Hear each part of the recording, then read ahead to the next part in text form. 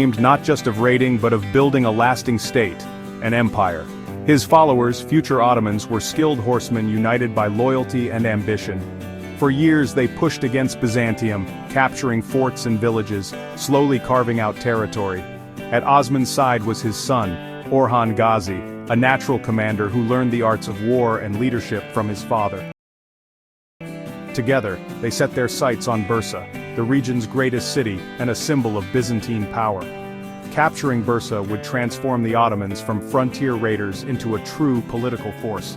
The city's strong walls, bustling markets, and strategic location made it the perfect candidate for a capital. For Osman and Orhan, taking Bursa was about securing their future and legitimizing their rule.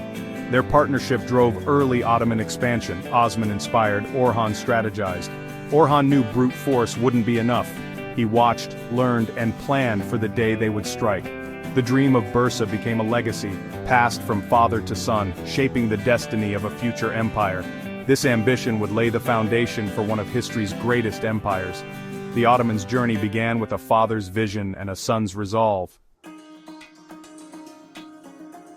Bursa, nestled at the foot of Mount Uludag, was a city of immense strategic and economic value. As the heart of Bithynia, it was a provincial capital for Byzantium, protected by formidable walls and a professional garrison. Its markets bustled with merchants trading silks and spices from across the world. For the Ottomans, capturing Bursa meant wealth, legitimacy, and a skilled population to govern.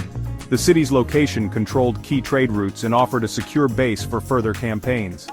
Its defenses were legendary: thick walls, towers, and mountain springs for water.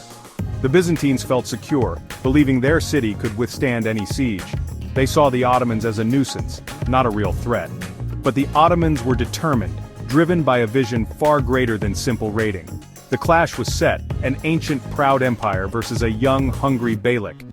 For Byzantium, losing Bursa would be a devastating blow. For the Ottomans, it was the first step toward empire. The fate of the region hinged on the outcome of this struggle. Bursa was the prize that would change everything. Orhan Gazi knew a direct assault on Bursa would be disastrous. Instead, he chose patience, blockading the city and cutting it off from the outside world. The Ottomans built 2 small forts to control the main roads and house commanders, intercepting all movement. Their goal: starve Bursa into submission, not destroy it. This was a war of attrition, a test of endurance and will. Orhan's strategy was revolutionary. Most warfare then relied on quick raids, not drawn-out sieges. Maintaining a blockade for years required organization and logistics, proving the Ottomans were evolving into a true state. The siege tested Orhan's administrative skills as much as his military prowess. For nearly 2 years, the blockade held. Life inside Bursa grew desperate. Food dwindled, hope faded, and the city's isolation became unbearable. Orhan never attacked, he simply waited, grinding down morale. His patience became a weapon, sending a clear message: surrender was inevitable. This psychological warfare, combined with the blockade, was Orhan's masterstroke. The Ottomans were no longer just raiders, they were state builders. The siege of Bursa marked a turning point in Ottoman military strategy. It was conquest by discipline, not destruction. As the siege dragged on, Osman Ghazi's health failed. Unable to lead in person, he entrusted command to Orhan, but his heart remained with the warriors outside Bursa. The city's capture was his life's ambition. Osman spent his final days advising Orhan, emphasizing justice, tolerance, and protection for all subjects. His greatest concern was Bursa. He longed to see it fall before his death. Legend says Osman on his deathbed asked to be buried in Bursa, beneath a silver-domed monastery. This wish symbolized his deep connection to the city and its importance to the Ottoman future.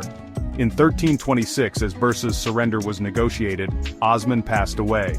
Some say he lived just long enough to hear of the victory, dying with his dream fulfilled. The founder's death and the city's capture marked a pivotal transition. The era of Osman ended. Orhan's era as a patient state builder began. The torch was passed at the moment of their greatest triumph. Bursa became both a legacy and a new beginning.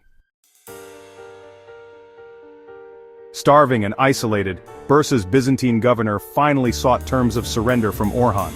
The city's people feared the violence that usually followed conquest. But Orhan had no intention of destroying his prize. He offered generous terms. Lives and property would be protected, Christians could keep their faith, and those wishing to leave could do so safely. The garrison was granted safe passage. In return, the city paid a one-time tribute. On April 6, 1326, Bursa's gates opened. Orhan entered not as a conqueror but as a ruler. There was no pillaging or destruction. His soldiers maintained strict discipline, following orders to respect the city and its people.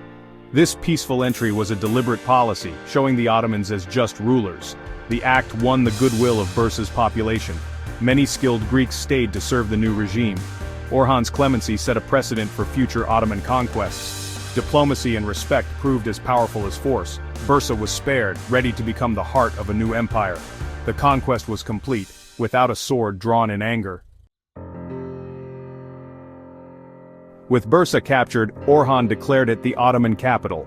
The Ottomans now had a permanent, prestigious center, no longer nomads but rulers of a city.